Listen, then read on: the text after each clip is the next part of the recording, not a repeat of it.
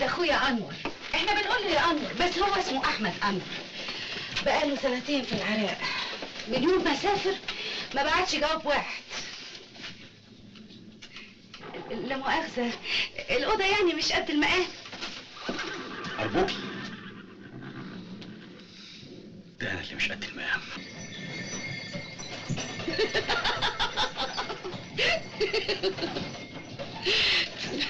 لو عوزت حاجة ما تتكسفش بقى اطلبها.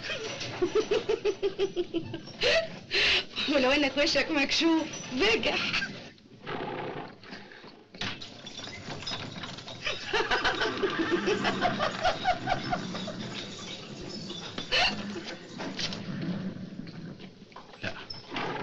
لا لا لا لا لا لا، ده حلو قوي قوي.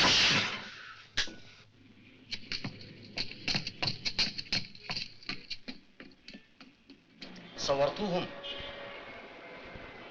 لا، عدم التصوير يفتح الباب للتلاعب يا انور افندي. معلش احنا متاسفين يعني. والحمار التاني راح فين؟ التاني مين؟ ده هو حمار واحد.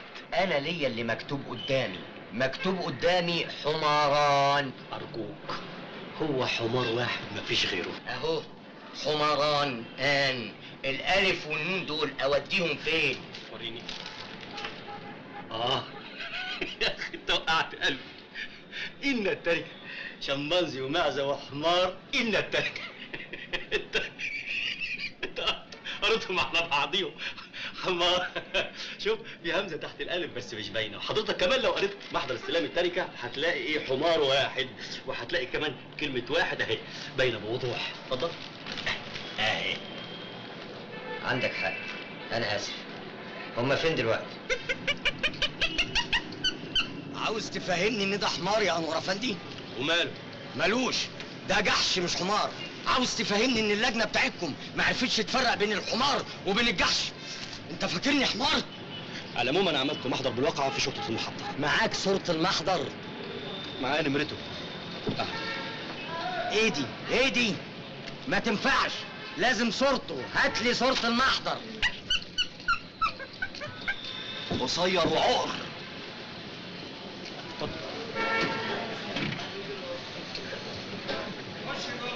المحضر تحول للنيابه. النيابه دي فين؟ يجي لك عنوان النيابه.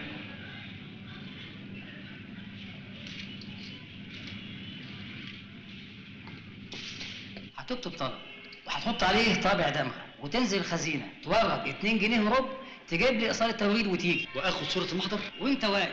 طب والطلب هيكون على ورقه عاديه نحط عليه ورقه دمغه، ولا المطلوب عرض حال دمغه؟ هتصعبها على نفسك ليه؟ انا عايز اسهلها لك، وانت هتلاقي عرض حال الا في وسط العتبه. ثم على ورقه عاديه وبعدين ننزل عليها طابع الدمغه، مفيش داعي تعقدها. شكرا.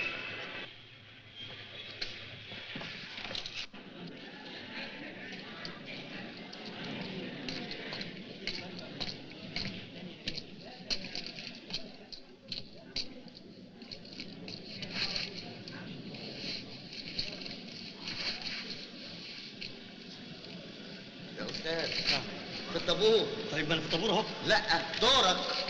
اتفضل. ايوه اتفضل. حاجه غريبه الناس. دورك يا استاذ في الطابور.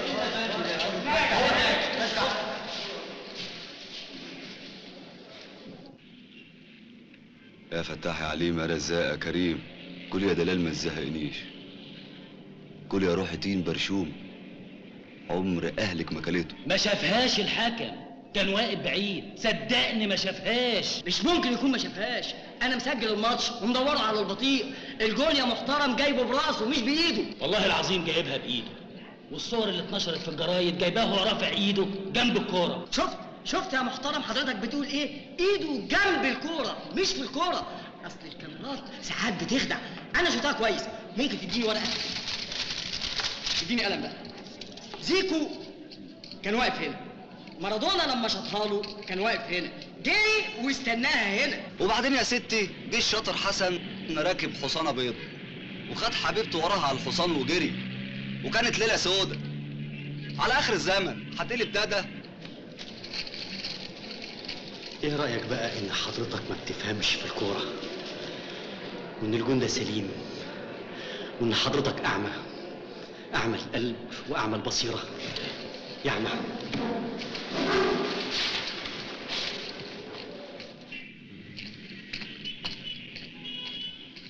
سريع، اصحى سريع.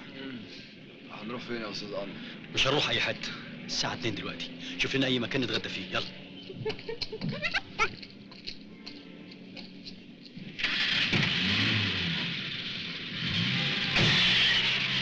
انا خلاص دفعت الرسوم، بكره ان شاء الله هناخد صوره المحضر ونطلع على بيت المال نسلمهم، وبعدين توصلني محطه الجيزه. ايوه بس هو السؤال بقى من غير مؤاخذه، هل حضرتك متاكد انهم بكره الصبح هيستلموهم منك؟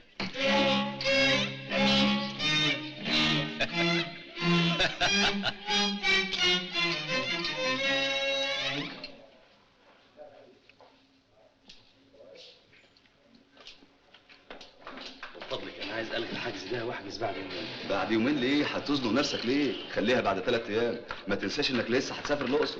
لا 3 ايام كتير. 3 ايام كتير ليه؟ لو خلصت قبل كده يبقى خير، مش هتفرق من يوم عشان ما تبقاش متصربع وتبقى في السليم. طيب في طيران بعد 3 ايام؟ طب لو سمحت احجز لي. هطلع من هنا على اقرب تلغراف، بس لازم يكون في تيلكس، لازم ابعت للنوم تيلكس اقول لهم ان انا هتاخر. لو اني مش فاهم تيلكس يعني ايه، انما ماشي.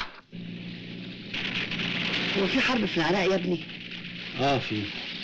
والمصريين بتحارب هناك؟ لا المصريين اللي هناك بيشتغلوا بس، كل واحد في حاله، وكلهم هيرجعوا بالسلامه ان شاء الله لما يخلصوا الشغل. يا رب.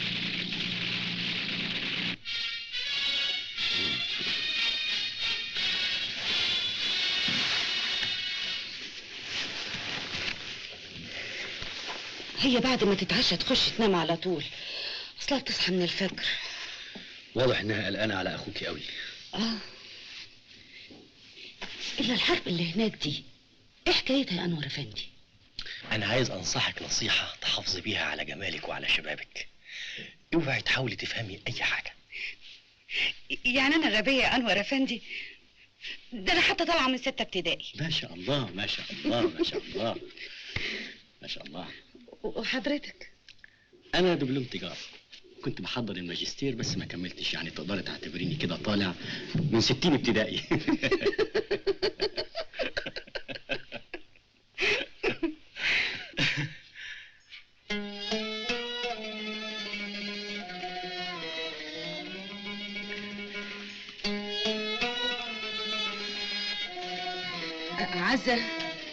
عزة قومي، الفيلم خلص، يلا.